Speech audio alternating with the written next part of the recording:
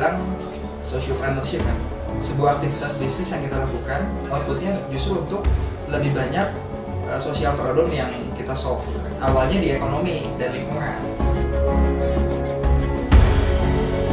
Nah, itu bisa menjadi modal untuk pengembangan bank sampah. Dan itu bisa diolah, dan itu bisa jadi uang juga.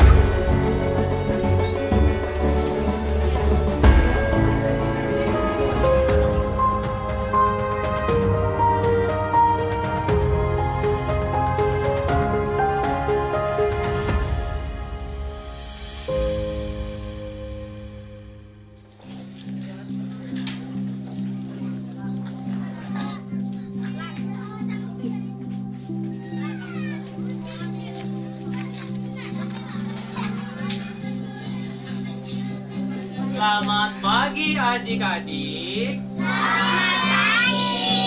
Coba suaranya ikuti. Ini adalah Yudi Febrianto, seorang pengajar dari homeschooling Kak Seto. Ketertarikannya di dunia sains dan kecintaannya mengajar membawanya ke Taman Baca Masyarakat Serambi, Pamulang, Tangerang Selatan. Kegiatan ini dilakukan guna membuat proses belajar menjadi tidak membosankan. Permainan yang dihadirkan untuk menunjang pembelajaran pun harus bersifat edukatif. Ayo, buka mulutnya, kasih lihat giginya. Sudah gosok gigi belum? Sains di mata anak-anak nampak sulit. Namun di tangan Yudi, sains menjadi menyenangkan. Sambil berdongeng, Yudi menyampaikan ilmu sains kepada anak-anak yang hadir mengikuti kelasnya yang dapat menampung 40 siswa. Ya, sebelumnya saya mengikuti dari sebuah lembaga yang berkecimpung dalam dunia sains, dan kebetulan background saya guru, lalu saya mulai mengembangkan sendiri pembelajaran sains yang interaktif dengan praktek. Jadi saya mulai berkeliling berbagai tempat seperti itu. Assalamualaikum warahmatullahi wabarakatuh.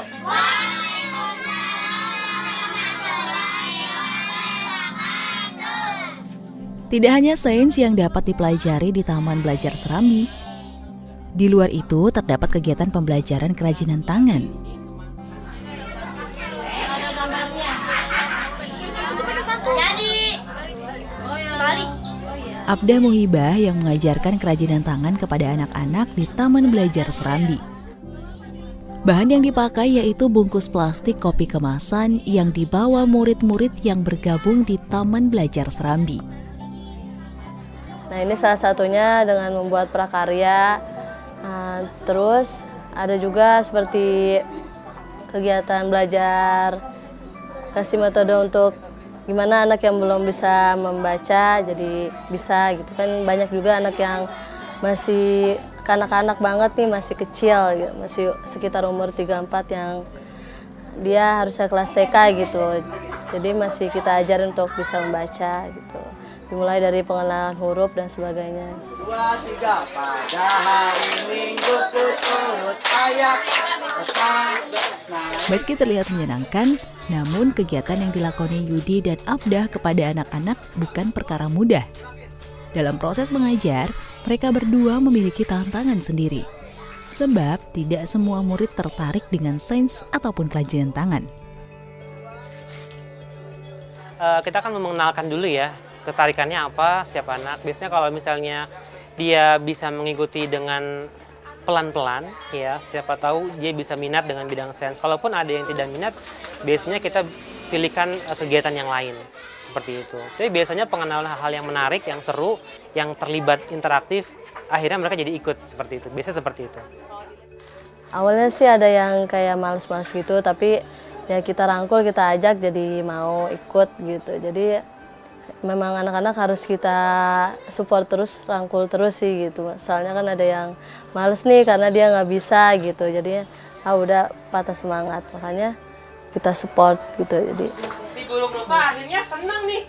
Aha, ada teman untuk bermain.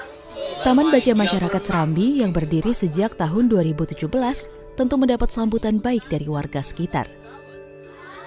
Taman Baca Rintisan Ekobisnis Indonesia ini dapat merangsang anak-anak untuk lebih giat belajar. Terlebih, kegiatan ini diyakini mampu meningkatkan minat baca pada anak-anak. Salah satunya Ningsih yang merasakan adanya perubahan baik dari anaknya setelah bergabung dengan Taman Baca Masyarakat Serambi. Bagus, nggak apa-apa. Itu istilahnya kalau tentang sampah kan istilahnya bisa dikelola ya. Jadi anak-anak tuh ada perkembangan gitu lah, untuk perkembangan istilahnya otak dia kan seperti kayak bikin kreatif, istilahnya kerajinan tangan lah gitu. Ya itu lebih baik gitu istilahnya. Jadi istilahnya sampah-sampah biar berkurang gitu loh. Yang di pojok belakang kanan. Kini Taman Baca Serambi tidak hanya sekedar menjadi tempat berkumpul anak-anak yang bermukim di Kedaung. Taman belajar ini juga menjadi tempat literasi tambahan di luar sekolah formal.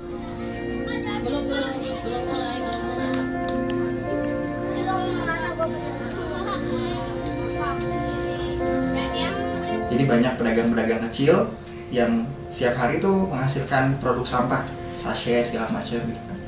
Kok cuma didemin aja sampahnya tiap hari dibuang tanpa termanfaatkan. Dari situ saya lihat kenapa nggak dicoba diolah.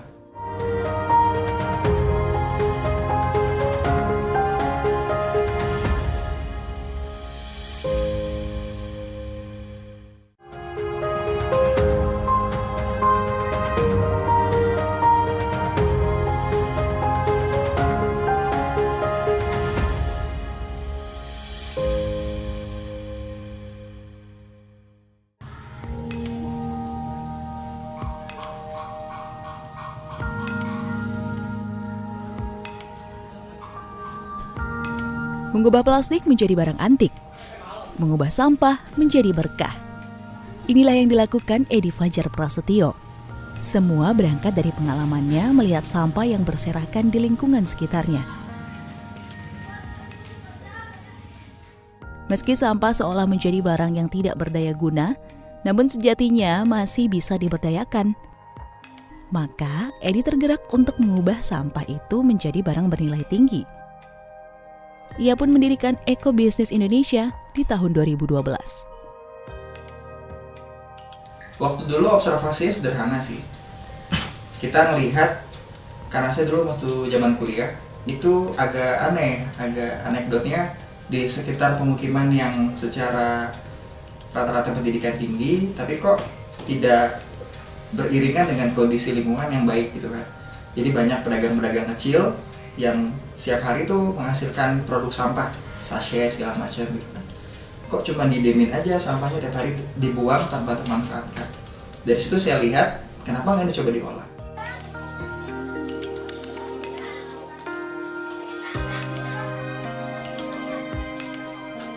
Di tahun 2014, Eco Business Indonesia berubah menjadi satu gerakan di bidang socio enterprise. Ini artinya Eco Business Indonesia tidak hanya berorientasi kepada sebuah keuntungan materi semata, melainkan adanya sebuah pemberdayaan masyarakat yang menginginkan kelestarian bumi. Ia pun mulai menggait para pegiat daur ulang di Depok, Jawa Barat. Di awal saya banyak cari bersama tim, cari role model. Jadi para penggerak-penggerak, pegiat-pegiat daur ulang gitu. Di Depok, saya banyak belajar ke Jakarta Utara, ada pengelola satu bank sampah namanya Wauto di situ. Saya belajar dari awal bikin crafting sampai kemudian dari yang kami bisa kita bawa ke sini, kita sesuaikan konsep dan kreativitasnya menyesuaikan kondisi yang ada di sini.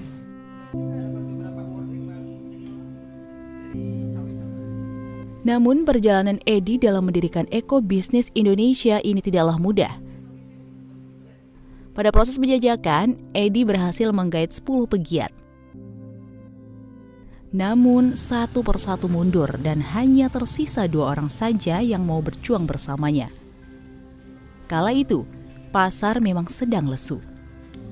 Waktu itu kita sempat ngerasain, aduh, lesu banget marketnya. Karena kan di satu sisi kita main di hulu sampai hilir, di basic produksinya, pemberdayaannya, kita create produk, tapi kan harus cari marketnya biar bisa sustain kan. Nah, singkat cerita memang perlu perlu waktu lah. Di Indonesia challenging banget buat menyerap produk-produk upcycling ini ke market kan. Orang masih prefernya pilih produk-produk yang branded selain daur ulang.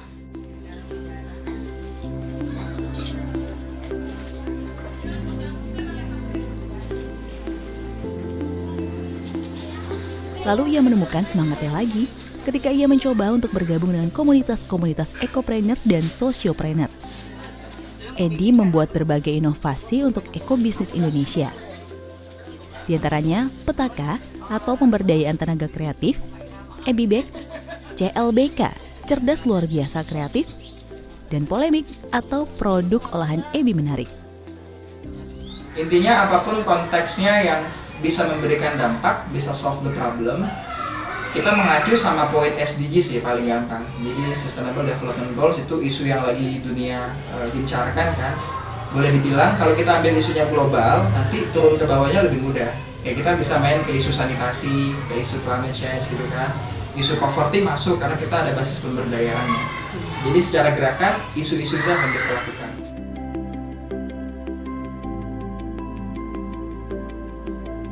Kini, Edi dapat memetik hasil manis dari perjuangannya untuk ekobisnis Indonesia yang sudah ia rintis selama 8 tahun. Di antaranya, berhasil memberdayakan warga di kawasan Kedaung mempunyai penghasilan tambahan seperti EbiBek Community.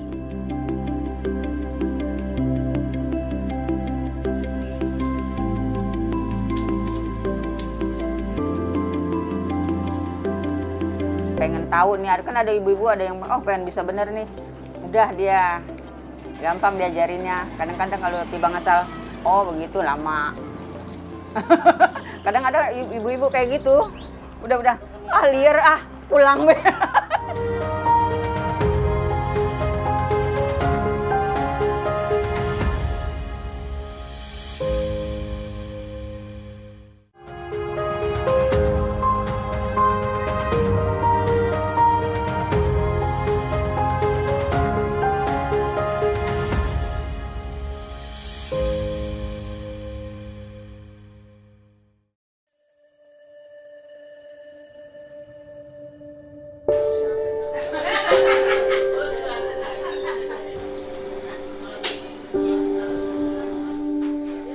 Menaikkan daya jual sampah atau upcycling bukanlah perkara mudah.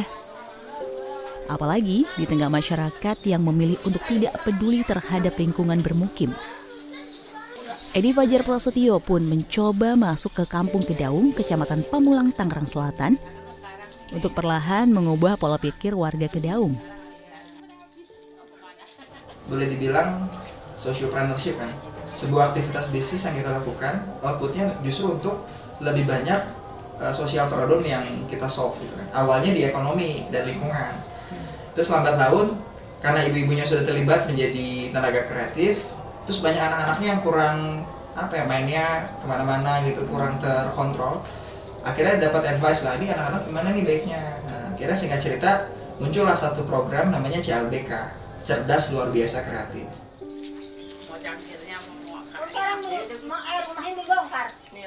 EbiBek atau Ekobisnis Indonesia Bek merupakan sebuah komunitas ibu-ibu di wilayah Kedaung.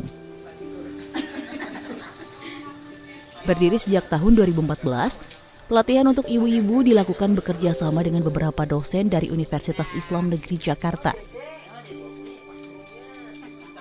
Siswati, salah satu anggota EbiBek, mengaku mempelajari cara pengolahan bungkus plastik bekas selama 2 bulan. Mula-mulanya Ibu Amel tuh saya disuruh nyari orang sebanyak-banyaknya dah. Pas gitu karena yang maunya sedikit jadi cuman 10 orang yang bisa ngikutin acara kayak gini. Jadinya tapi enggak awalnya emang enggak ini semua. Karena ada payetan, ada masak-masak. Karena ini yang mudah jadinya ini yang keambil. Ada narasumbernya juga, namanya Oma Eli. Oma Eli itu orang Jombang. Jadinya selama 2 bulan kita bikin ginian, bungkus kopi.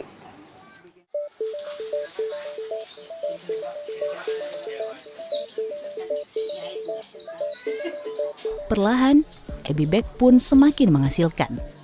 Produk-produknya tidak hanya berupa dompet, namun ada juga beraneka ragam bentuk tas. Harga pun bervariasi, mulai dari Rp50.000 hingga Rp500.000. Semua tergantung dari aksesoris tambahan, lama pengerjaan, dan metode menjahitnya. Ya minimal 200-an. Satu ini. Sehari bisa bikin berapa buah, berapa itu? Kalau dompet bisa 3 atau 4. Kalau yang rajin mah 5 bisa sehari. Iya kalau fokus. Kadang-kadang yang namanya mak-mak kan nyuci. Sambilan minimal 3 dah. Tapi kalau tas? Kalau tas 2 hari, 3 hari bisa. Begini. Karena kan dia makan banyak ininya, bungkus kopinya.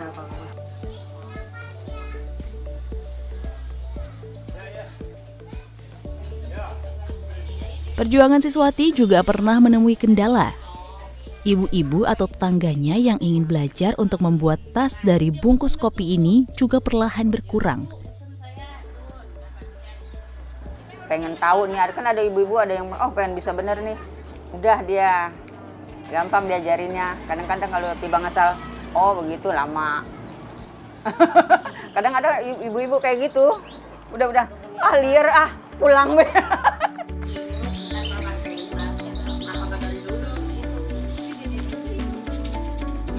Kalau dari bungkus ini mahal juga, kecil juga. Ibu-ibu dari Ebi Bag pun kini tidak hanya mendapatkan keuntungan dari pembuatan kerajinan tangan berbahan sampah plastik. Namun, Ebi Bag juga menjadi tempat belajar bagi mahasiswa-mahasiswa yang melakukan kuliah kerja nyata.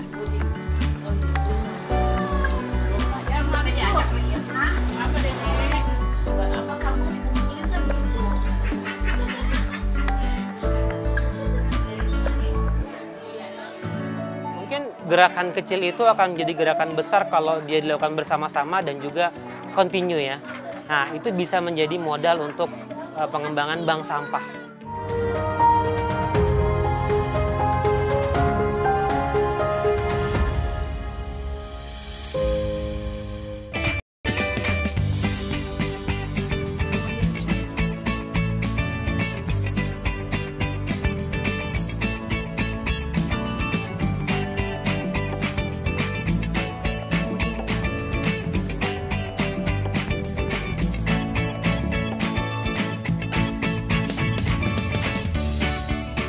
Gimana?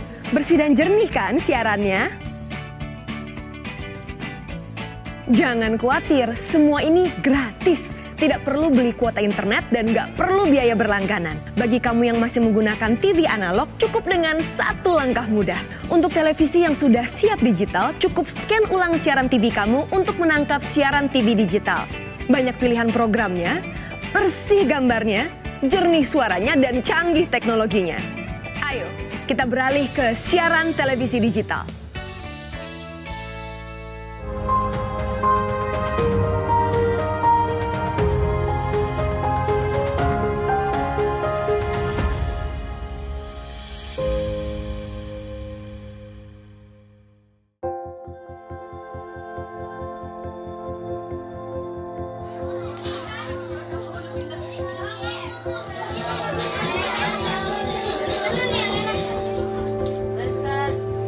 Kepedulian anak muda untuk beraksi melestarikan bumi yang semakin terpapar polusi menjadi sebuah langkah penting.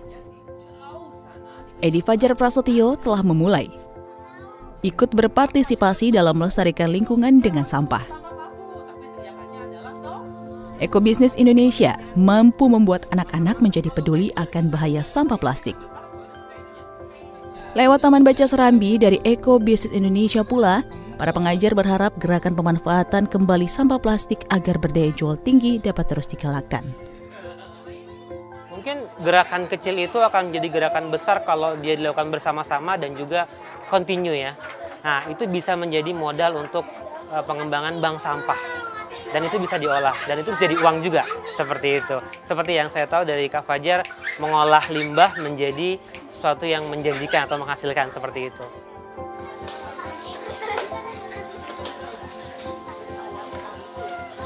Abdah yang juga sebagai pengajar sukarela di Taman Baca Serambi, berharap Ekobisnis Indonesia dapat membawa perubahan bagi anak-anak. Menitipkan pesan kepada mereka agar menjadi generasi penerus bangsa yang memiliki kesadaran terhadap kelestarian lingkungan. Peduli lingkungan supaya anak-anak sih lebih gimana ya, jiwa anak-anaknya lebih terbangun lagi gitu dengan attitude-nya, akhlaknya lah gitu, bisa yang tadinya nakal gitu bisa kita arahkan untuk menjadi yang lebih teratur lah gitu, maksudnya adab-adabnya.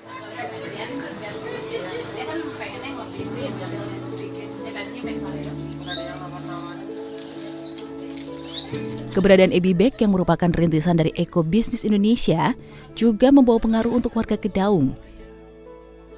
Siswati berharap Ebibag dapat terus berjalan sehingga dapat menambah pundi-pundi penghasilannya.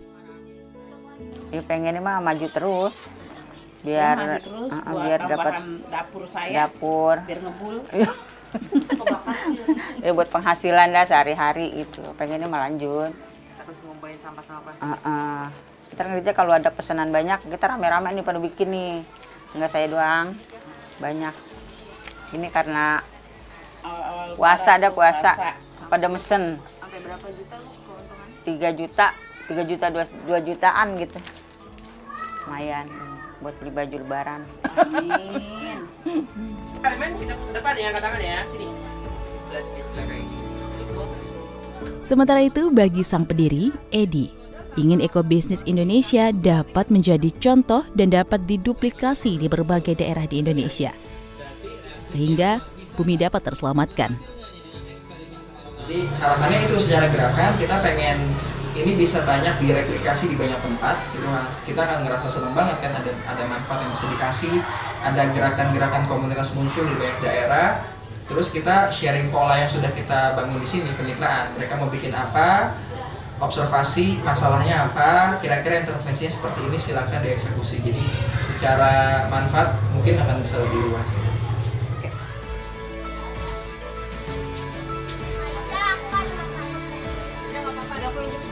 Sampah plastik tidak seharusnya menjadi sebuah benda yang tidak berdaya. Sedikit kepekaan dan kepedulian, sampah plastik justru menjadi benda yang membawa manfaat.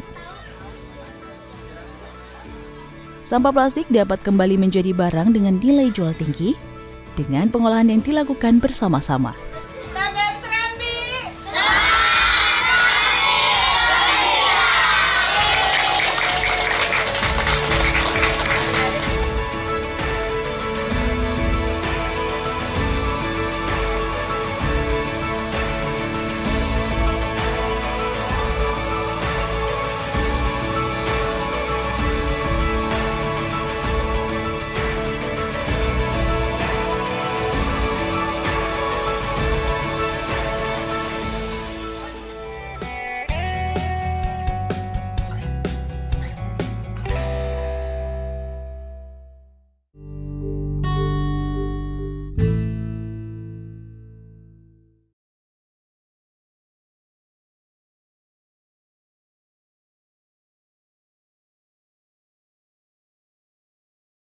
Awali hari-harimu dengan minum kopi. Kopi tarik dari luwak wet coffee. Susu kentalnya manis diminum, legit bikin happy. Gula arennya, legit lasanya, legit manis enak rasanya. Kopi kekinian nyaman diminum. Ngantri, gak perlu lagi.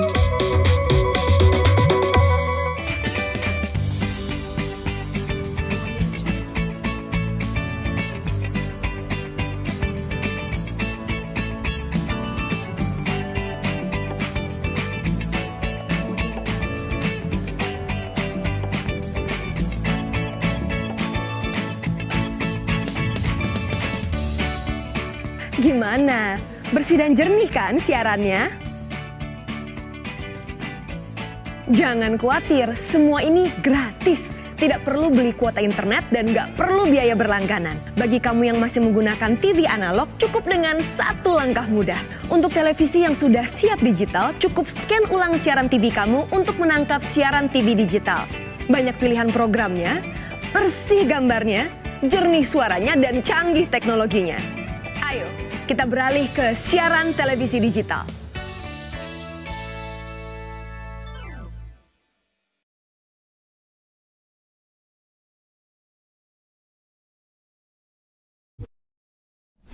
Yuk mengenal lebih dalam sistem relawan filantropi Indonesia. Langkah pertama, buka website relawanfilantropi.id, login email dan password yang telah didaftar. Langkah kedua, mulai pilih program yang tersedia, baca info program lalu klik siap campaign.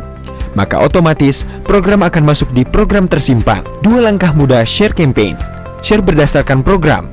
Di sini kamu bisa pilih program yang ingin kamu share. Share berdasarkan all program pilihan. Klik dashboard dan lihat link keseluruhan program lalu share. Input donasi cash di bank transfer. Input data diri lengkap donatur. Pilih jenis campaign, pilih yayasan, pilih metode pembayaran, pilih program, isi nama donatur, jumlah donasi, klik tambah dan klik save untuk menyimpan transaksi. Untuk mengetahui data invoice dan data transaksi, klik dompet, klik data transaksi dan klik detail. History fee. Di sini kamu bisa mengetahui jumlah kafalah yang sudah kamu terima dan yang belum kamu terima. Terima kasih.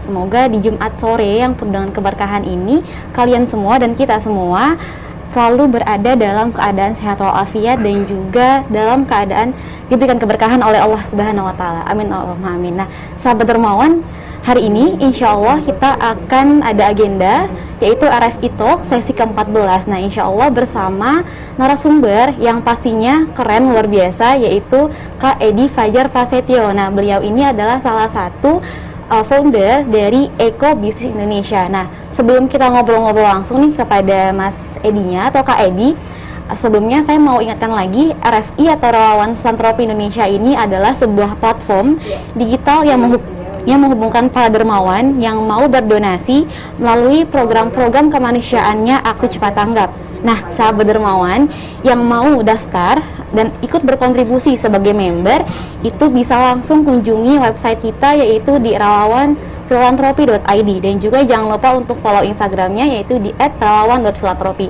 Nah, insya Allah di Instagram juga akan ada informasi update terkait upgrading kemudian juga agenda-agenda lainnya. Nah, sahabat dermawan, kita langsung aja sapa ke Mas Edi atau Kak Edi. Oke. Assalamualaikum. Waalaikumsalam. Kak Edi. Waalaikumsalam. Kak Gimana Dia. kabarnya hari ini? Alhamdulillah kabarnya sehat, baik. Alhamdulillah. Kak Edi, kalau boleh tahu nih Kak Edi, Kak Edi ini saat ini kesibukannya apa ya selama pandemi? Saat ini kesibukannya meskipun keterbatasan karena PPKM, kita juga terus melakukan aktivitas bersama teman-teman relawan dan komunitas yang sesuai dengan aktivitas core kita di lingkungan dan sosial, Kak. Oh, oke, alhamdulillah. Berarti lebih ke online ya dibandingkan offline? Iya, online dan offline dengan protokol COVID pastinya, dengan protap. Jadi ada beberapa aktivitas kan sudah mulai level 3 nih ya. Lama-lama levelnya kecil kayak produk-produk pedas-pedas gitu ya. Mudah-mudahan nanti udah mulai kembali normal. Jadi kegiatan yang sifatnya kontribusi memberikan dampak secara langsung bisa lebih maksimal. Oke, nah Kak Edi, saat ini kan karena PPKM darurat ya. Nah, betul. Kak Edi sendiri nih kalau aku cari ya di Google ya dan sempat kepoin juga di Instagramnya Kak Edi, kemudian di channel YouTube-nya Kak Edi. Jadi Kak Edi ini adalah salah satu founder Eko Bisnis Indonesia atau penggerak dari gerakan ubah sampah menjadi berkah. Masya Allah, keren banget kan. Nah, dan juga Kak Edi ini sempat aktif di beberapa seminar atau talk show yang mengusung tema sociopreneur nih. Nah, kita langsung aja tanya ke Kak Edi. Nah, Kak Edi boleh tahu nggak sih kalau sociopreneur itu apa sih?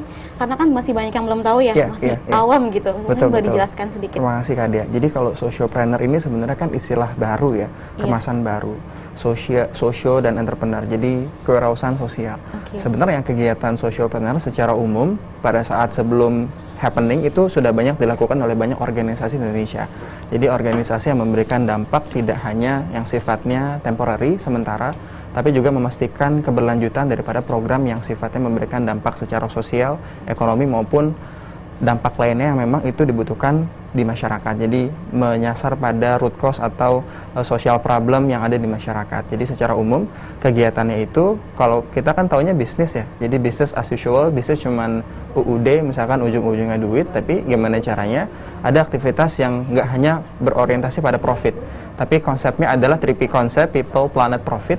Sociopreneurship tidak hanya berorientasi pada berapa banyak revenue yang kita dapat, tapi berapa banyak impact, manfaat ya, kemaslahatan, kebaikan yang bisa kita share juga ke para penerima manfaat, para masyarakat maupun lingkungan, gitu kan. Oke, Masya Allah, berarti dia itu kalau sociopreneur ini ada impact ke masyarakatnya ya. Nah, Kak Edi, boleh tahu gak sih mungkin bagaimana cerita awal motivasi Kak Edi dalam membantu sesama melalui program-program sosialnya Kak Edi ini? Motivasi Kak Edi gitu. Oke, jadi kalau ditanya motivasi, saya lahir dari keluarga yang sederhana, tinggal di pemukiman mewah, mepet sawah, kiri kanan sawah. Bahkan untuk bisa mengenyam pendidikan tinggi, waktu itu saya belum dapat kesempatan. Akhirnya pada satu fase, saya dapat beasiswa yang diperuntukkan untuk orang miskin, namanya beasiswa bidik misi. Nah, dari situlah jadi tipping point, jadi titik balik.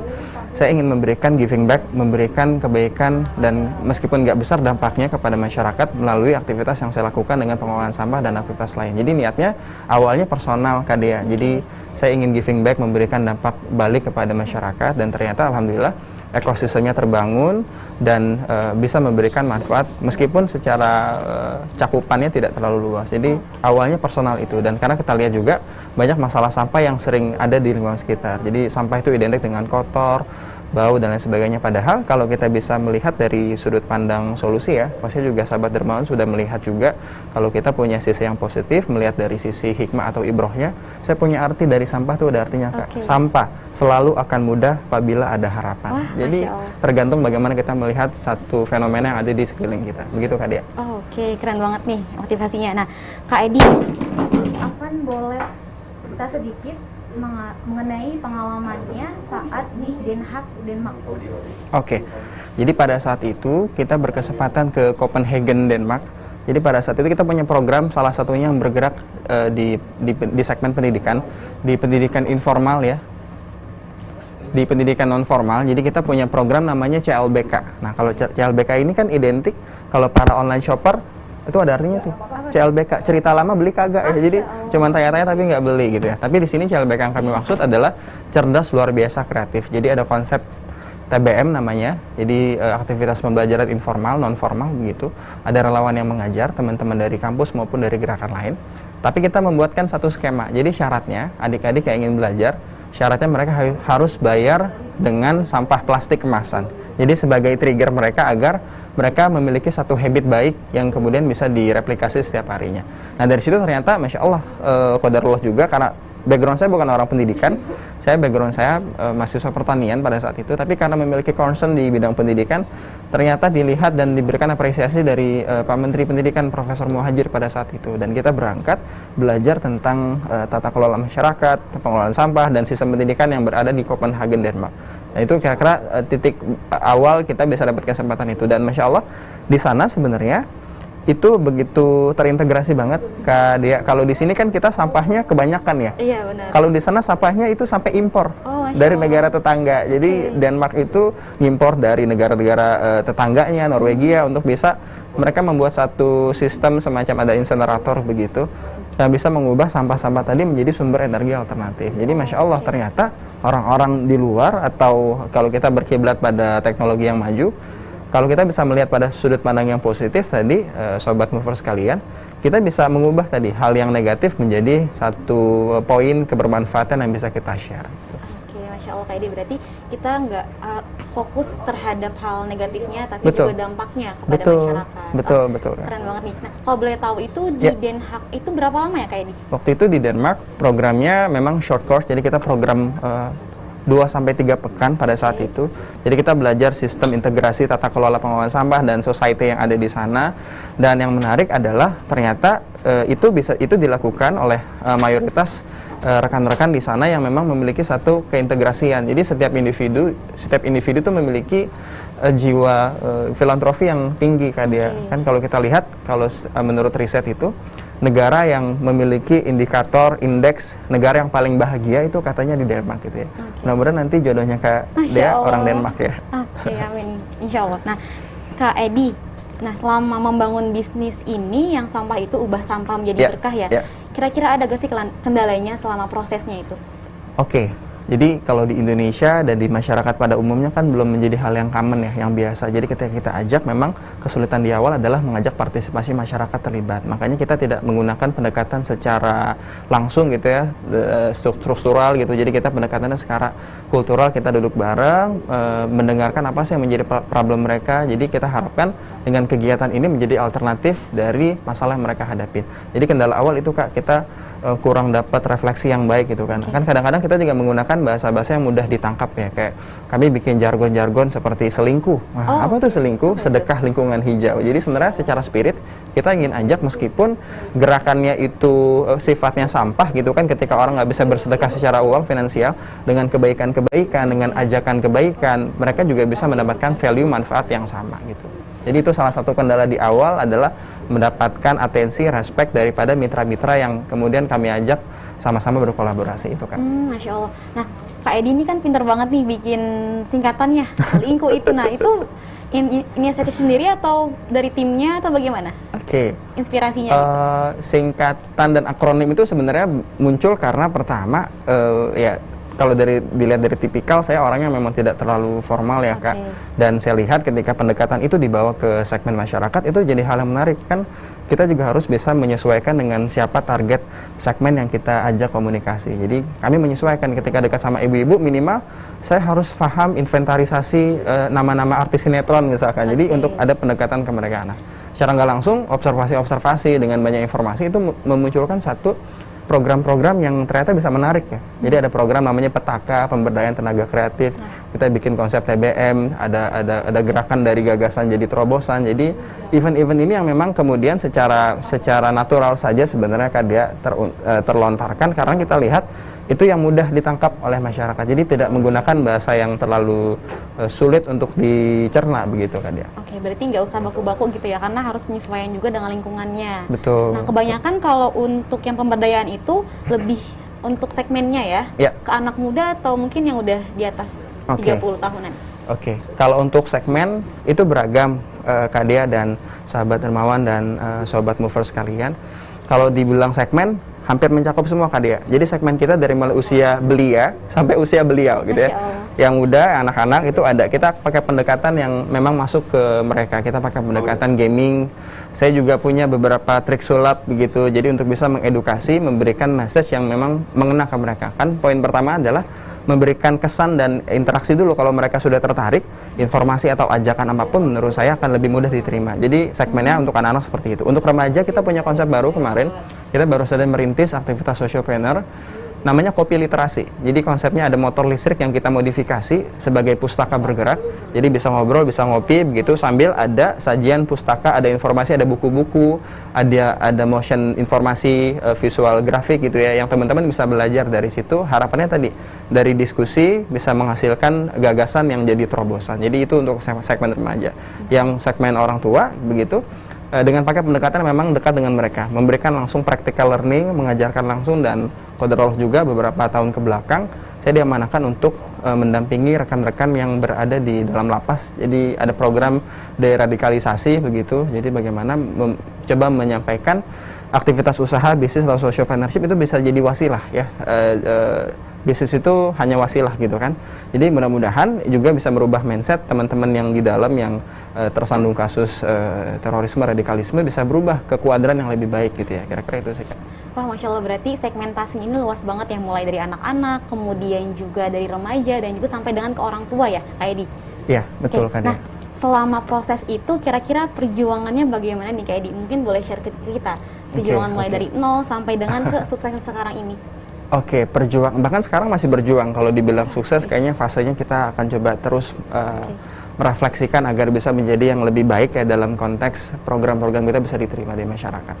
Perjuangannya wah luar biasa Kak, Masya Allah. Dan kita tadi dari mulai penolakan di masyarakat, lalu ketika kita membuat satu produk-produk yang berbasis upcycling tadi, itu punya PR juga, punya PR untuk bisa mencari segmen market yang tepat. Di Indonesia sendiri kan masih kurang familiar ya orang yang mau membeli handicraft, crafting dari sampah plastik, tapi itu menjadi satu effort yang kemudian kita kolaborasikan sama mitra-mitra yang lain.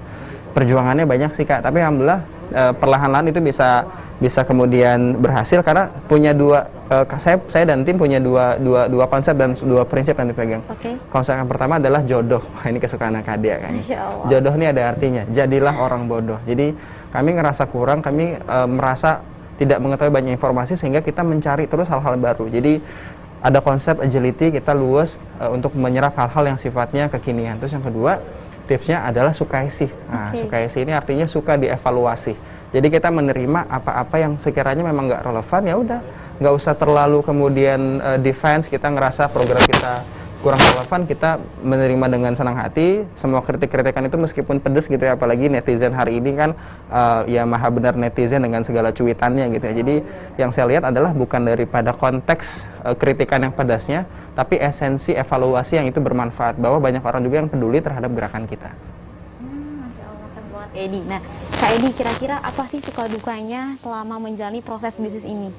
Sukanya apa, dukanya bagaimana gitu? Nah, sukanya ini Masya Allah, jadi saya intensitas ketemu dengan orang-orang baru, orang-orang masyarakat yang memang belum pernah saya jumpai sebelumnya ke beberapa daerah gitu ya, itu jadi satu hal yang tidak bisa ternilai. Itu jadi satu suka yang saya sering dapatkan ketika ke satu daerah, ke beberapa kota. Mungkin sobat movers juga banyak dari banyak lokasi yang berbeda ya, ada dari Banjarmasin, dari beberapa kota, dari Toraja. Jadi saya melihat spirit itu tuh sama di tiap-tiap daerah gitu ya. Jadi saya bisa melihat bahwa yang namanya melakukan aktivitas kebaikan itu bisa menanggalkan tadi hal-hal atau perbedaan-perbedaan klasifikasi yang berbeda. Ketika tujuannya sama, kebaikan, saya melihat ternyata akan ada banyak frekuensi yang menyatukan program tersebut. Nah, dari situ menjadi satu spirit gitu ya. Kalau ditanya dukanya banyak juga sih, tapi saya lebih melihatnya sebagai satu bentuk refleksi ya. Duka itu kan sebenarnya mungkin ya boleh jadi apa yang kita tidak sukai itu adalah yang baik gitu kan, dan begitu sebaliknya. Jadi kita nganggapnya itu adalah sebuah challenge, itu adalah sebuah evaluasi bagi kami dan tim untuk berkembang, sehingga itu menjadi satu informasi yang kekinian. Dan alhamdulillah juga di bulan-bulan kemarin itu kita juga baru menginisiasi gerakan kita. Ada salah satunya namanya Gajahlah Kebersihan gitu ya, Gajahlah gitu ya. Jadi kita buat yayasan namanya Yayasan Inovasi Sosial Berkelanjutan. Ini sebagai bentuk wujud komitmen kami buat kelembagaan agar gerakan tadi, aktivitas kami yang sifatnya memberikan manfaat kepada masyarakat dalam konteks lingkungan, sosial dan lain sebagainya itu bisa merangkul dan menjangkau yang lebih jauh lagi. Begitu Kak Dia. Keren banget nih Kak Edi. Berarti dari sekian banyaknya agenda atau aktivitas Kak Edi yang Kak Edi lakukan ini, ada gak sih impact yang sangat berdampak kepada diri Kak Edi sendiri, kemudian orang tua atau lingkungan sekitar gitu, yang Kak Edi rasakan selama ini? Ya, Masya Allah. Jadi kalau ditanya dampaknya banyak sekali sih Kak Dea. Jadi saya menganggap bahwa kita bisa belajar itu dari siapapun. Jadi jangan pernah melihat seseorang dari sosoknya dia hari ini atau hal-hal yang kemudian menjadi latar belakangnya, bukan karena dia punya jabatan tertentu atau dia memiliki satu kewenangan tertentu, tapi saya kemudian banyak belajar dari orang-orang yang menurut kita mungkin menurut cara pandang manusia gitu ya, kayaknya nggak bisa menyampaikan hal tersebut, tapi justru banyak hikmah, banyak hal-hal baik yang kemudian saya terapkan, saya internalisasi. Jadi Masya Allah banget dengan kegiatan yang kita lakukan, justru ini dalam tanda kutip kita masuk ke universitas kehidupan. Jadi kita belajar ketemu sama orang, lalu kita replikasi, kita ATM, ya amati tiru modifikasi, kita terapkan di kegiatan kita. Jadi ternyata ada banyak orang-orang yang memiliki frekuensi yang sama, memiliki gerakan yang baik, dan itu menjadi satu energi tersendiri buat kami ya, dan tim untuk terus insya Allah berkomitmen melakukan hal-hal baik tersebut. Wah, Masya Allah keren banget nih Kak Edi. Sebuah motivasi buat kita semua, tentunya untuk aku nih yang masih muda, generasi milenial. Nah, Kak Edi selama ini ada gak sih kunci keberhasilan yang Kak Edi pegang sampai dengan saat ini? Mungkin dari orang tua kah? Atau mungkin keluarga dengan istri sendiri? Itu ada gak sih kunci yang Kak Edi pegang sampai dengan saat ini? Kuncinya itu sebenarnya tadi ya, kita juga harus memiliki satu the reason why yang kuat. Jadi apa-apa yang kita lakukan jangan sampai hanya sekedar menjadi hal yang sifatnya monoton ya. Kita melakukan hal-hal tersebut tapi tanpa mengetahui esensinya. Jadi pastikan dibangun, kalau saya belajar dari guru-guru saya juga, jadi kita harus bisa memurnikan, meluaskan ya, mendalamkan niat kita. Aktivitas kita yang kita lakukan ini apa sih sebenarnya, orientasi tujuannya apa. Nah ketika itu diazamkan dan sudah memiliki satu kekuatan yang kita pegang, itu menjadi satu kekuatan yang kuat gitu ya, yang kemudian yang unlimited power gitu ya. Lalu kemudian pasti tadi doa orang tua gitu ya, Masya Allah. Makanya saya juga nggak habis pikir ya, dari sampah ke Eropa gitu ya, dari sampah ke Baitul Mekah. Jadi beberapa waktu yang lalu qadarullah berkesempatan sebelum pandemi itu melalui wasilah sampah Allah panggil gitu kan, saya bisa mendampingi ibu waktu itu karena ayah sudah almarhum untuk bisa tadi membawa siapapun yang kemudian memiliki orang tua pasti memiliki azam dan niatan baik untuk bisa mempertemukan langsung, melihat langsung Ka'bah di Baitullah. Jadi itu Masya Allah sih yang saya refleksikan tadi adalah ridho orang tua, melakukan hal baik itu akan kembali lagi dengan kita pada nantinya ya. Tapi jangan kemudian itu menjadi garansi ya, apa yang kita lakukan berharap ada timbal balik yang secepatnya gitu sih. Masya Allah, berarti kuncinya itu adalah ridho orang tua, kemudian juga berdoa, jangan lupa ya Kak Edi, ya, karena nggak ada usaha tanpa sebuah ikhtiar gitu. Nggak ada keberhasilan tanpa sebuah ikhtiar. Nah, Kak Edi, mungkin dari sekian banyak aktivitas Kak Edi ini, ada gak sih yang paling Kak Edi itu suka banget di antara sekian banyak aktivitas ya? Contoh misalnya seminar, kemudian yang paling Kak Edi suka gitu. Yang paling saya suka adalah yang gue banget gitu ya. Pertama saya orangnya tadi suka lah gitu, suka sharing gitu ya, berbagi. Sharing is caring. Jadi ketika berada di forum-forum yang bertemu dengan teman-teman muda ya, sahabat dermawan, sobat movers, itu justru saya menyerap sebenarnya ilmu. Saya lebih banyak mendengar, saya lebih menggunakan dua telinga yang dikaruniakan Allah untuk mendengarkan nih. Jadi oh Masya Allah ternyata ada tuh gerakan seperti ini. Oh ternyata ada komunitas yang sudah melakukan tadi. Misalkan kemarin kita bikin event bersama teman-teman dari Muralis dan ada kontribusi dari ACT juga kemarin. Jadi kita memural, mengubah taman baca menjadi lebih eye catching, good looking gitu kan. Dan itu Masya Allah ternyata saya belajar ada komunitas mural yang tidak hanya berorientasi pada profit, tapi punya idealisme untuk menangkal vandalisme, untuk menyampaikan gagasan edukasi, untuk memberikan informasi kepada masyarakat dengan cara-cara yang kreatif. Jadi dari sini ya saya kemudian justru itu jadi keseruan tersendiri, ketemu dengan orang-orang baru seperti Kak Dea, saya banyak belajar hari ini. Jadi itu yang kemudian tiap harinya ngerasa antusias. Jadi tiap hari ngerasa antusias karena tidak melakukan hal yang sifatnya monoton. Itu sih Kak. Karena sering ketemu dengan orang lain ya, jadi menambah semangat juga gitu kan ya, nambah relasi gitu kan. Nah Kak Edi, khususnya nih untuk kita semua, para milenial, itu bagaimana caranya mengajak mereka semua untuk turut berperan dalam kegiatan sosial menjadi penggerak perubahan di lingkungannya sendiri gitu. Oke. Jadi itu sebenarnya esensi milenial maupun generasi Z ya. Jadi pemuda milenial generasi Z itu harusnya jangan baperan, tapi harusnya berperan gitu kan. Apa yang bisa teman-teman kontribusikan? Dan ngomongin masalah peran itu kan nggak harus besar ya, tapi setiap peran tuh punya makna. Kayak hari ini, Masya Allah, ada teman-teman kameraman yang mengarahkan saya untuk melihat ke kamera. Mungkin teman-teman di member Zoom tidak melihat itu, tapi sangat esensial. Begitu bermanfaat untuk bisa mengarahkan sebuah ekosistem, sebuah aktivitas berjalan dengan baik. Jadi fokus pada peran kecil yang kita lakukan, yang itu kemudian tidak ada peran yang kecil ketika sama-sama kita berjamaah ya. Kalau dalam filosofi mobil misalkan, kalau ada katup bannya itu nggak berfungsi, nanti bannya bocor, mobilnya nggak akan berfungsi. Jadi itu saya rasa yang kemudian menjadi spirit teman-teman milenial, segera ambil peran teman-teman mumpung masih muda ya, banyak kesempatan, banyak energi gitu ya, jangan sekedar rebahan ya, ubah rebahan jadi perubahan. Dan nggak harus besar, dari lingkungan kecil tadi, bisa dari lingkungan perumahan gitu ya, dari tetangga-tetangga kiri kanan, dari organisasi yang teman-teman lakukan, atau aktivitas-aktivitas baik di Sobat Movers di RFI dan teman-teman sahabat dermawan lainnya. Oke Kak Edi, Masya Allah keren banget nih. Berarti kuncinya satu, harus fokus terhadap satu perubahan gitu ya, satu titik gitu ya. Oh kayak Via Valen loh, tetap fokus, satu titik. Oh itu lagu ya, Masya Allah ingat aja Kak Edi. Nah, berarti Kak Edi saat ini mungkin waktunya bagi generasi muda milenial itu untuk bergerak, berkontribusi. Mungkin RFI ini atau Relawan Filantropi Indonesia ini menjadi salah satu solusi ya untuk semua anak muda, usaha milenial. Dengan bergabung menjadi member itu sama saja sudah berbuat kebaikan dan dampak terhadap lingkungannya. Nah, alhamdulillah nih Kak Edi, kita nggak berasa ya ngobrol-ngobrol banyak dan mungkin udah di penghujung acara. Nah, mungkin satu lagi Kak Edi, boleh share quotes nih, quotes of the day di hari Jumat sore yang penuh dengan berkah. Quotes of the day, saya biasanya OOTD, kalau quotes sih jarang ya, tapi saya coba ya, karena tadi sudah dibisikin sama Kak Dea. Ada satu quotes mungkin yang bisa saya pegang dan ini juga hasil belajar dan para mentor dan refleksi dari pengalaman-pengalaman gitu ya. Meski kita terlahir dari tempat yang bersahaja, mimpi kita nggak boleh apa adanya, murnikan niatnya, sempurnakan prosesnya, dan pasrahkan hasilnya. Insya Allah apapun yang kita lakukan, baik itu aktivitas relawan, kebaikan, dan aktivitas profesionalitas lainnya, akan berujung pada hal yang akan mempesona, akan menghadirkan hal-hal yang baik. Begitu Kak Dea. Wah, Masya Allah, semoga bisa menginspirasi kita semua dan juga sahabat Movers dan sahabat Dermawan yang sedang nonton live kali ini ya Kak Edi ya. Amin. Nah, Alhamdulillah sahabat Movers, kami mention sekali lagi bahwa teman-teman semua yang mau banget bergabung untuk menjadi agen kebaikan dan tentunya berdampak bagi kehidupan sosialnya, langsung aja daftar menjadi relawan filantropi Indonesia. Gimana caranya? Dengan daftar ke website kami yaitu di relawanfilantropi.id.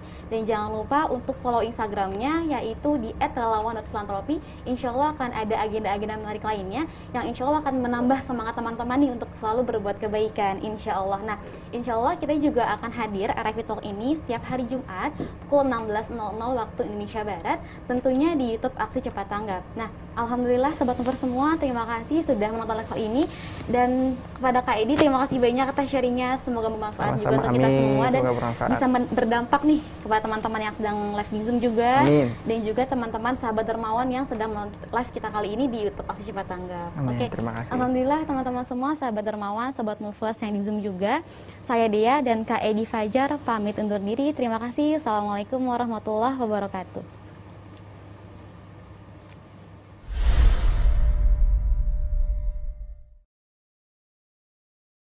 Yuk, jadi bagian dari penggerak perubahan.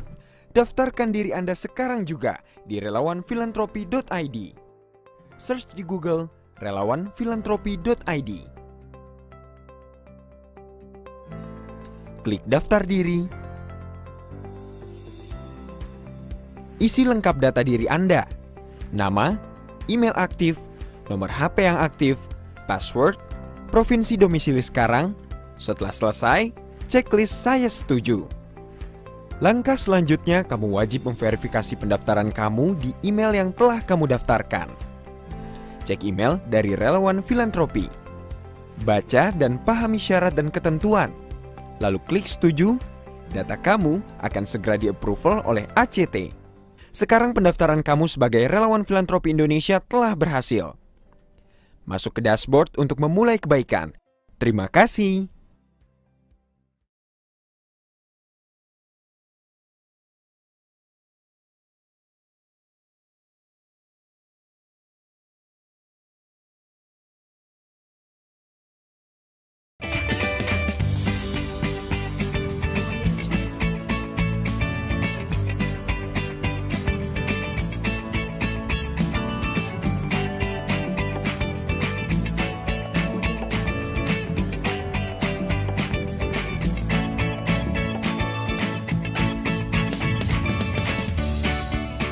Gimana?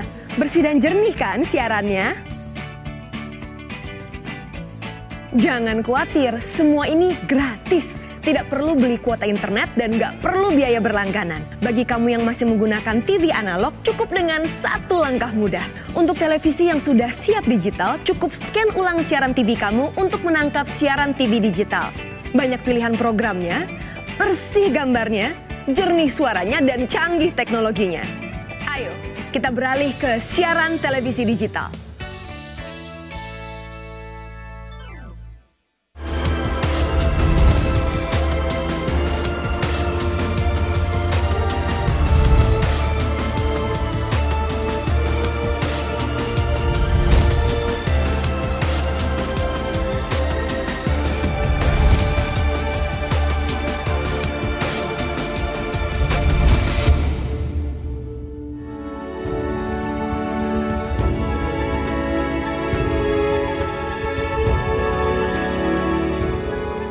Kita itu turun ke masyarakat mengintervensi, bukan seolah-olah kita memberikan solusi, mereka enggak.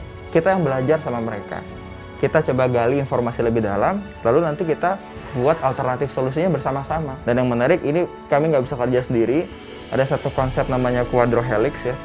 Gimana caranya akademisi, bisnis, government, community bisa saling bersimbiosis untuk bisa mengurangi social problem yang ada di masyarakat. Kalau kayak dibilang selamat pagi, adik-adik tepuk tangan satu kali, siap ya? Saya setuju. Jadi apa yang kita bisa, kita sudah berusaha untuk membagikan itu ke lingkungan. Meskipun dari hal-hal kecil ya, dengan harapannya bisa membawa dampak yang baik untuk lingkungan. Karena semakin kita mencoba terus-terus, siapa tahu semakin lama juga keahlian kita semakin bertambah dan kita juga lebih banyak yang bisa kita bagikan ke lingkungan. Sebenarnya ibu-ibu juga bisa untuk memperbudayakan sampah ini menjadi berkah. Itu buat kepentingan kita juga, buat bersama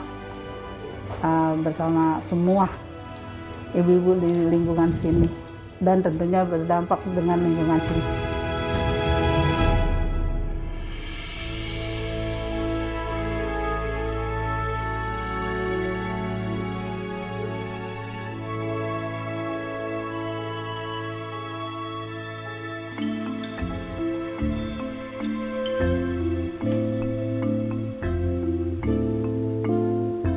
Jadi karena ada isu sampah itu banyak dan tidak hanya menjadi produk-produk yang bisa kita lihat, produk-produk dompet dan lain-lain tadi, kita juga bisa membuat produk-produk ini.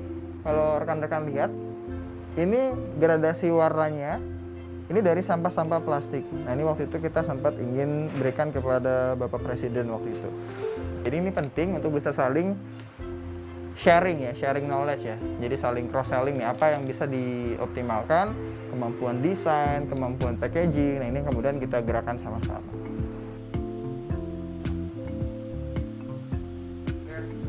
Jadi secara orientasi kita mengusung 3P konsep, People, Planet, Profit. Jadi gimana caranya orientasi kegiatan kita bisa mensupport kegiatan di lingkungan ya, dan juga turut berpartisipasi. Mungkin ada aspek pemberdayaan di situ, ada keterlibatan masyarakat, ada unsur people di situ, dan profit dijadikan resources. Jadi ketika profitnya sudah kemudian bisa banyak, bisa dikembalikan lagi untuk program-program yang bisa mensupport ekosistem di masyarakat. Dari produknya atau dari sisi tadi gimana cara pemberdayaan ibu-ibunya. Kan kita ingin dari kegiatan ini bisa memberikan manfaat. Makanya ada beberapa program yang kemudian itu menyentuh sisi-sisi di masyarakat, nggak hanya lingkungan gitu. Bagi kami sampah punya arti ya. Sampah selalu akan mudah apabila ada harapan. Kita ingin dari kegiatan ini bisa memberikan manfaat. Makanya ada beberapa program yang kemudian itu menyentuh sisi-sisi di masyarakat, nggak hanya lingkungan gitu.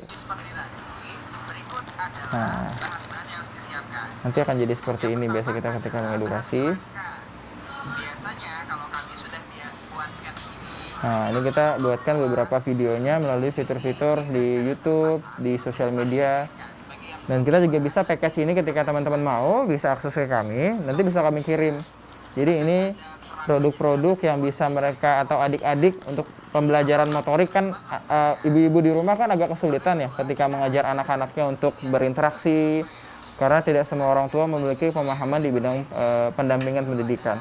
Nah, kita bisa dengan menggunakan virtual hari ini. Jadi paket ini bisa kami sajikan ke mereka, lalu dipandu langsung secara tutorialnya di YouTube channel yang sudah kami buat, gitu, seperti ini. Jadi kita mengkombinasikan antara produk dengan jasa ya, dengan servis. Yang paling penting adalah tidak membuat produknya, tapi mendapatkan pemahaman ya, mendapatkan edukasi yang baik tentang bagaimana sih cara mengolah limbah secara bijak. Nah ini ketika kita jual seperti ini mungkin harganya berapa? 5.000 ya, adik-adik bisa main ya. Tapi dalam konsep model bisnis ini bisa kami bagi juga, mungkin teman-teman sociopreneur yang ingin melakukan hal yang sama di daerah masing-masing, kita bisa membuat satu pembelajaran yang lebih unik lagi. Jadi dulu emang ada gap lah, ada disparitas ekonomi yang kita lihat. Jadi saya lihat banyak pedagang yang kemudian tidak mengolah hasil dari jualannya dengan berbagai macam minuman kemasan instan dan lain sebagainya. Di sisi lain saya lihat ada masyarakat yang waktunya kurang begitu dioptimalkan. Contoh, mungkin ibu-ibu rumah tangga atau masyarakat yang lebih banyak waktunya di rumah. Sebenarnya kalau kita kasih sedikit tools, kita kasih cara how to-nya seperti apa, mereka bisa produktif dari rumah. Kemudian nanti ini jadi satu peluang bisnis. Sebenarnya istilah sociopreneur sendiri itu boleh dibilang istilah baru ya. Tapi secara gerakan sebenarnya ini gerakan yang sudah kultural di masyarakat. Indonesia dengan lekat dengan masyarakat yang saling gotong royong, jadi udah dari dulu banget, dan bahkan organisasi besar, gerakan-gerakan di masyarakat itu yang tidak menyematkan dirinya adalah gerakan sociopreneur. Ponepi, kemarin kan bikin ini ya Po, bikin baju kan? Itu kira-kira kalau bikin lagi satu baju daur ulang, itu perlu berapa banyak Po? Kemasannya ya?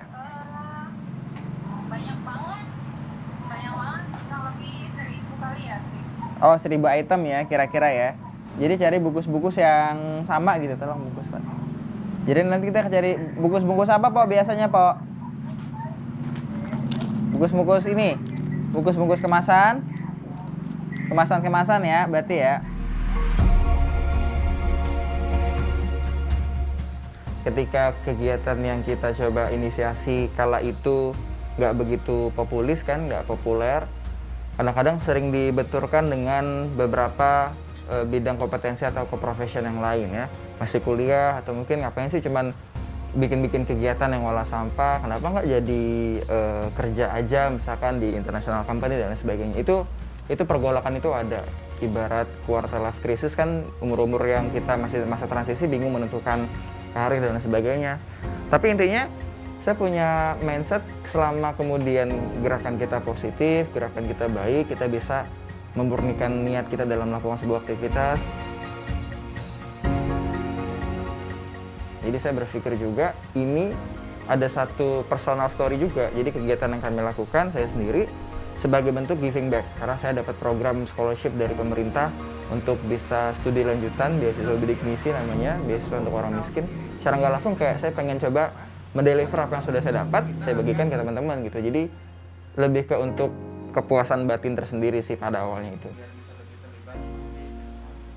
Jadi kita ingin menjadi satu wadah ekosistem komoditas bagi para pemuda khususnya, karena kita lihat kalau ngomongin masalah Indonesia ke depan, kita akan mendapatkan bonus demografi, lalu nanti akan ada Indonesia Emas 2045 di mana posisi kita nih teman-teman muda secara jumlah kuantitas kita lebih banyak, kita lebih dominan usia yang produktif ketimbang mereka-mereka yang non produktif.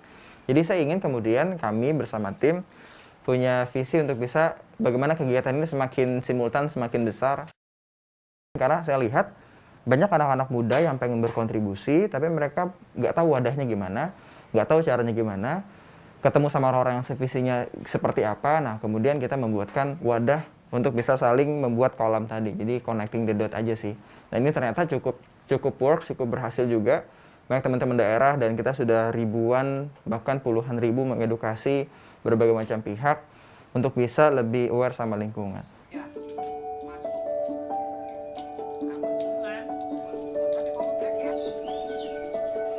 Saya bergabung dari tahun 2014.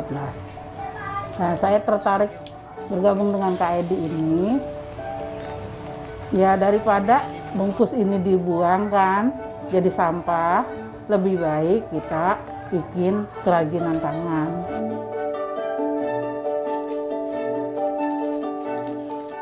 Cuma milihnya nih, semua nih pada milih ini. Ini kan nggak pakai modal katanya gitu. Cuma dikasih sama orang-orang warung gitu. Nah udah gitu, terus ayo dah kita bangkit. Ini kita lanjut gitu teman-teman semuanya. Ayo kita lanjut katanya gitu. Nah terus kita lanjut itu masing-masing sih rumah-rumah masing-masing pada bikin. Nah alhamdulillah saya juga banyak pesanan dari orang komplek, dari tetangga deket gitu. Ada banyak pesan selain Kak Edi. Ya belum tahu sebenarnya mah dari tahun segitu mah saya belum tahu bahwa ini bisa menghasilkan uang kayak gitu, belum tahu. Jadi kita main buang-buang aja. Nah semenjak ini menghasilkan uang ya udah saya ke warung-warung saya pintain. Kalau bisa jangan dibuang ya Bu bungkusnya. Buat apa? Buat bungkus ini buat bikin dompet. Terus kata dia, nggak boleh dong dompetnya nih. Boleh, saya kasih. Nggak beli, saya kasih. Jadi tukeran. Assalamualaikum. Bu, saya mau minta bungkus kopinya. Oh iya. Ini pesanan kemarin, Bu. Ya. Kalau ada lagi jangan dibuang ya, Bu. Iya, Kumpulin ya. Iya, terkumpulin. Iya. Nanti saya kemarin lagi, Bu. Terima kasih. Assalamualaikum.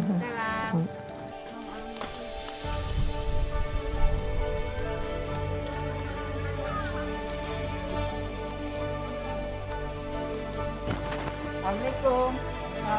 Saya mau ngambil ini. Saya mau ngambil bungkus kopi. Kalau ada lagi, tolong dikumpulin ya. Jangan dibuang ya. Ya, makasih. Assalamualaikum. Alhamdulillah ya udah dapat ini kita buat pesanan. buat pesanan hari ini Ibu? Ya pertamanya sih emang sulit nyari motif juga, motifnya gimana. Tadinya masih baru bisa bikin jalan-jalannya aja, jalan zigzag. Yang penting udah bisa jalan zigzag.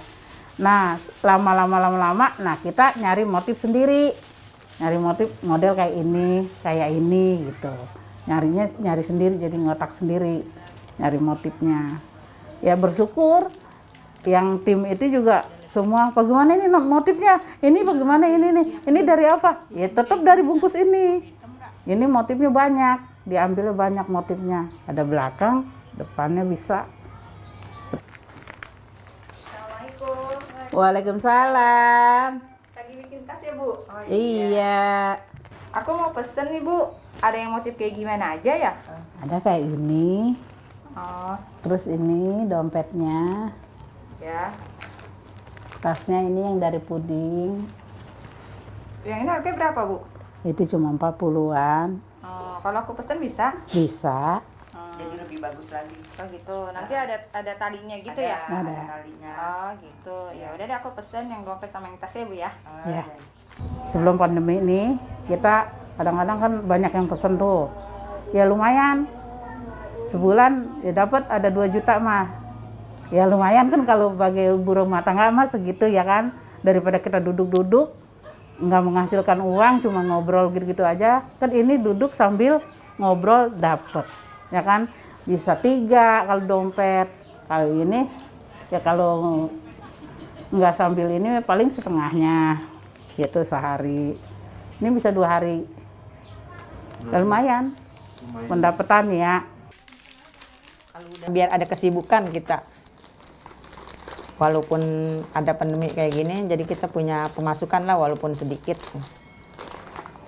Yang menarik adalah aspek keberlanjutan atau sustainability itu sendiri sebenarnya harus menjadi satu visi yang besar. Harapannya ketika mungkin ada berbagai macam kendala, apalagi kondisi hari ini mungkin yang banyak menyentuh beberapa sektor, mungkin beberapa stakeholder yang tadinya kita bisa berkolaborasi, jadi ada banyak program yang itu. Nah, itu kemudian men-trigger para kita sebutnya para ranger ya, para orang-orang aktivis lingkungan tadi untuk bisa lebih berpikir out of the box ya.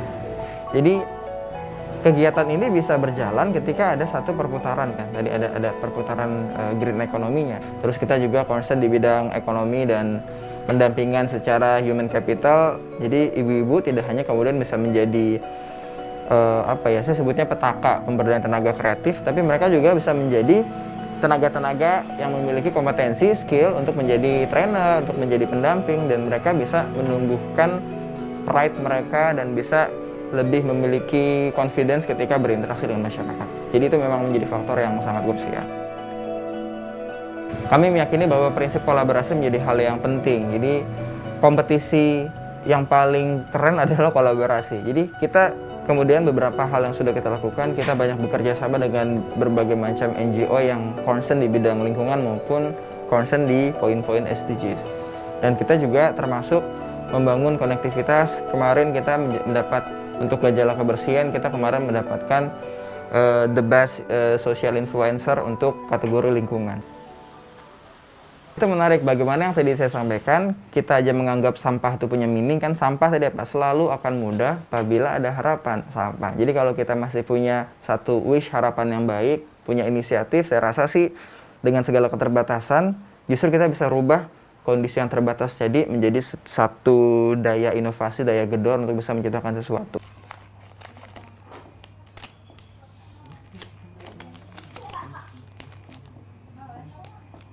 Ya bangga banget, suatu kebanggaan bagi diri kita sendiri gitu. Kita bisa ngasih anak, bisa ngajarin anak UIN, anak mahasiswa gitu, bisa ngajarin ibu-ibu desa-desa sana gitu. Jadi tahu pengalaman kemana-mana, kita jadi tahu pengalaman. Menarik banget bagi yang sana, menarik banget. Bangga bener dia juga. Alhamdulillah katanya saya dapat pekerjaan dari ini, jadi ini nggak dibuang sia-sia katanya. Tadinya katanya saya buang-buang aja, sekarang Bu jangan dibuang, ini bisa menghasilkan uang kata kita gitu. Nah habis dari kebun seandainya dia habis tani apa gitu. Nah, duduk-duduk bikin ini bisa menghasilkan uang kan Bu gitu. Oh iya Bu, alhamdulillah dapat ilmu atau dia gitu. Ya kalau saya sendiri penting banget. Karena ini juga kan buat tambah-tambahan dapur. Jadi bagi saya itu suatu ya kebanggaan bagi diri kita sendiri, pentingnya pada diri kita sendiri. Ya terserah yang lain mah. Kita nggak tahu-tahu dah itu mah. Ya dia mau bikin, ya ntar Kak Edi tinggal ngambil, gitu aja. Tapi alhamdulillah sih, ya kadang-kadang sehari ya 2-3 mah ada aja kita jual gitu. Kalau udah jadi mah udah pada pengen aja. Ciri khas dari sini, ini kan bungkus kopi. Nah bungkus kopi ini kenapa bisa jadi dompet, bisa jadi tas. Kadang-kadang kan gitu orang nanya ya. Jadi keunikannya dia ini bungkus kopi yang tadinya dia dibuang, sekarang jadi menghasilkan uang, ya kan? Nah, ciri khasnya dia ini, ya begitulah dibilang kata orang, sampah jadi berkah. Bahwa sebenarnya konsep untuk PEN atau pemulihan ekonomi nasional yang menjadi concern dari pemerintah, tadi saya sampaikan tidak bisa bergerak sendiri, bahwa kemudian kita bisa saling berintegrasi. Jadi pemerintah dengan aspek swasta, dengan komunitas, dengan masyarakat, komunal. Jadi kalau yang bisa saya lihat adalah dengan satu prinsip yang sederhana, misalkan kita beli yang lokal, kita beli produk-produk dari produk-produk pemberdayaan, produk-produk tetangga-tetangga kita. Jadi dengan campaign, dengan ajakan seruan tadi sebenarnya bisa cukup membantu tergeraknya pergerakan ekonomi yang secara di grassroots, di akar rumput. Dalam konteks untuk bisa survive, tidak dipermasalahkan kita misalkan pivot, kita sedikit cari bisnis model yang lain, ini sambil bisa mengisi, bisa saling subsidi segala macam, kita bisa lihat apa nih poin-poin atau peluang lain yang kita bisa gerakkan.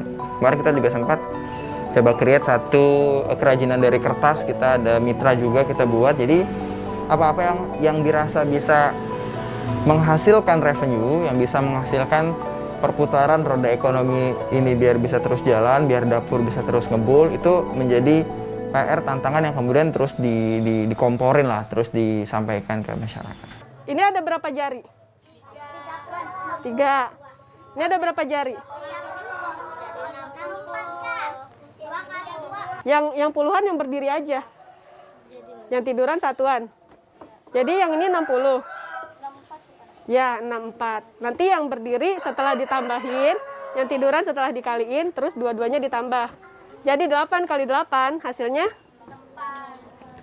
Kalau dari diri pribadi saya sih, mungkin memang saya senang ya untuk memberi pelajaran atau apa sih, seperti ngajar gitu. Terus juga kegemaran saya sama buku, awalnya yang membawa saya kayaknya seru nih bisa gabung di taman baca, bisa ada banyak buku kan di sana, terus juga ternyata ada anak-anak juga yang suka datang dan kita bisa kasih materi ke mereka kayak gitu sih. Terus juga kan dampaknya ke lingkungan sekitar kita gitu, karena kebetulan saya tinggalnya di dekat sini, jadi ya dengan berbekal keinginan itu saya coba datang ke sini dan juga tentunya ingin menjadi lebih bermanfaat ya, terutama bagi lingkungan sekitar. Yang berdiri ini adalah 10, satu jari yang berdiri ini nilainya 10. Kalau menurut saya hal-hal seperti ini itu penting banget ya, kita bisa kita mulai ajarkan ke anak-anak sejak dini, karena ketika nanti mereka dewasa mungkin mereka juga akan berpikir, oh dulu saya pas kecil juga pernah kayak gini loh, saya jadi pas udah gede pengen deh gantian saya yang ngajar ke generasi setelah saya seperti itu. Jadi mereka mengalami sendiri, pada akhirnya mereka punya dorongan untuk meneruskan perjuangan kakak-kakak sebelumnya gitu. Jadi ada regenerasi terus. 3 kali 2 berarti 3-nya ada 2, udah gini doang. Berapa? Kepuasannya sih ketika saya ngelihat anak-anak datang ke sini terus pas pulang ceria, seneng, makasih udah diajarin ini, itu saya ada seneng juga. Terus juga kan kegiatan kita ada kegiatan sosial juga yang apalagi pas pandemi ini kita sempat membantu orang tua anak-anak yang suka datang ke sini, dan ketika mereka wah terima kasih ya Mbak gitu, kayak mereka merasa terbantu dengan adanya taman baca itu, akan jadi kepuasan batin tersendiri untuk saya. Alhamdulillah bisa silaturahim lagi. Kemarin beberapa karena kondisi corona juga, kondisi semua kegiatan kita terbatas, kegiatan-kegiatan yang kita kerjasama dari luar, kita coba bantu untuk ibu-ibu bisa dapat manfaatnya. Kemarin sempat kerjasama sama dari Lasnas, terus dari Gojek kemarin dapat ya Bu ya, masing-masing dapat ya. Jadi mudah-mudahan juga dengan segala keterbatasan kita juga terus cari pihak-pihak dari luar yang bisa kita ajak kolaborasi bareng. Mudah-mudahan nanti awal-awal tahun ini udah mulai normal lagi, karena nggak bisa kita kegiatan kumpul-kumpul. Nanti mudah-mudahan juga akan ada pelatihan lagi, nanti ibu bisa bisa ikut kegiatan lagi, pendampingan lagi.